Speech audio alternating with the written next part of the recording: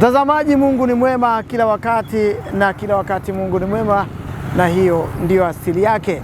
Leo tunakuletea habari kuhusu ardhi ya Sikujua. Tushuhudie upimaji wa ardhi hiyo na uwekaji wa ukuta kwenye ardhi hiyo. Karibu tuandamane hadi tamati.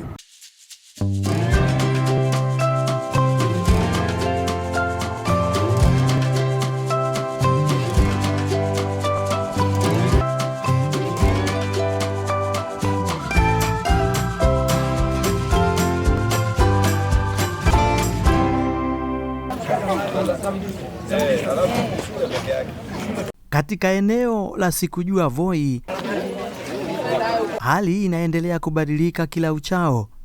Familia 43 sasa zimejikuta ndani ya ua unaoendelea kujengwa, na zaidi ya familia 300 bado ziko ndani ya ardhi hiyo hiyo zikisubiri hatima yao. Tukubali yale ambayo yalituleta hapa ni mambo ya watu hawa 43 ambao wako ndani ya kanisa, ambao koti ilipeana shamba ni la kanisa. Tutatue lao kwanza, halafu barabara tupewe kina na waidhaka tuwapee muda wa wiki moja, watuambie mtakuja lini na ni nani atakana kuwa pale. Wenye tulipanga madam, si tulipanga hiki kikao tukasema waziri kuja, wewe DC kuja, OSPD kuja, mheshimiwa kuja. Hatukuchanganya maneno. Lakini sasa tumeanza kuchanganya maneno ambayo itatuletea shida.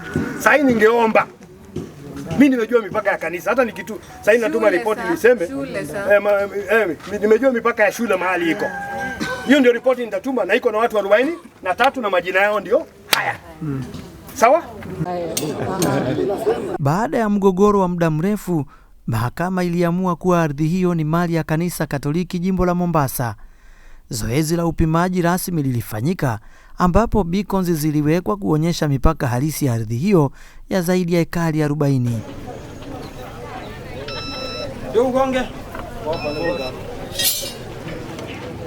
Baada ya upimaji, kanisa lilianza hatua ya kuweka ua kuzunguka shule ya St. Agnes kama hatua ya kwanza. Katika hatua hiyo, familia 43 zimejikuta zikiwa ndani ya sehemu ambayo ua unaendelea kujengwa. Ni hali inayozua maswali mengi kuhusu mustakabali wao wa karibu. Tumepata kodi za kanisa, hilo tumetatua. Tuko na watu 43 wenye wako ndani ya kanisa.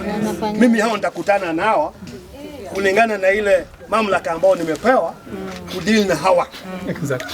Hao ndio wataniuliza sisi tuko ndani ya ukuta, tutapitia wapi? Basi. Sio mtu mwenye yako nje ananiuliza tutapitia wapi kuingia kwa shamba la wenyewe. Hatutaki kuingia shamba. Ngoja bro. Nafikiri unanielewa madam? Catholic property survey ilifanyika kitambo kidogo. Hii ni mwaka wa 2005. Wakati huo zaidi ya familia 300 bado zinaishi ndani ya ardhi hiyo inayomilikiwa na kanisa.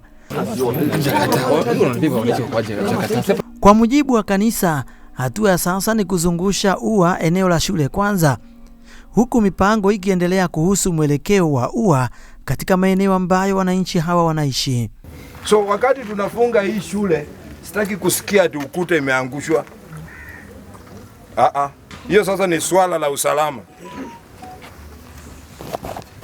Unapoangusha ukuta, unaangusha uingie kwa nani? Kwako ama kwa wenyewe? So hiyo jambo sitaki kusumbua askari yangu kukaa area hii, kuishi na nyinyi. Lakini pia mkitamani sana mkae na wao, mtakaa na wao. Hiyo naye mjue tu hivyo. Lakini asitaki kwenda hiyo style. Watu wa area hizi, Mapomani, Mwakingali, wapi hii Voi? Ni Voi iko na usalama. Hii ina maana kuwa familia hizo bado zinasubiri, zikitazama kwa karibu hatua zinazofuata. Yes. Sasa wakati barabara inakuja kutoka, tunatoa tarehe. Pia hao wenye ukuta nje watapimiwa pia hizo nafasi zao. Hawatapimiwa, wanapimiwa namna gani? Shamba sio lao. Ni jamaa anauliza shamba ya wenyewe.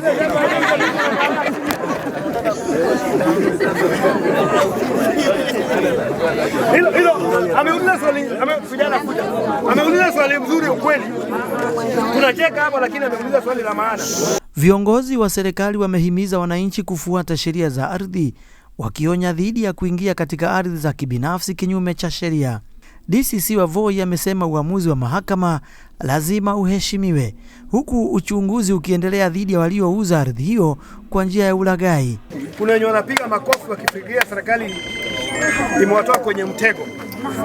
Lakini kama unajua uliuza hilo shamba ambao ulichukua pesa za mtu ukaweka mfuko ukamuuzia hewa, bado tutakufuata ndugu yangu. Lazima tutakuramba kidogo. Hata tusikie wewe huyo utamu wako wa pesa umefika wapi? Kwa sababu ulihadaa wananchi, which is wrong. Kwa sababu wananchi wenye wako hapa ni zaidi ya 300. Na walinunua 300. Na walinunua. Kuna mtu amejenga magorofa kila mahali hata Nairobi. Watoto wako wanasomea shule nzuri. Na pesa za ulaghai. Lazima hata sisi tumrambe kidogo tusikie namna gani. Na wenye na unajua wengine hawakuingia tu, wengine waliuzi. Sasa ukitapeliwa tunakuja kwa polisi. Kama ulitapeliwa, yani uliuziwa hewa, huwezi fata Catholic. Wewe unakuja kwa polisi unaleta ripoti fulani ndiye aliniuzia, tuliandikishana hivi, sisi tunaanza kukufuatilia.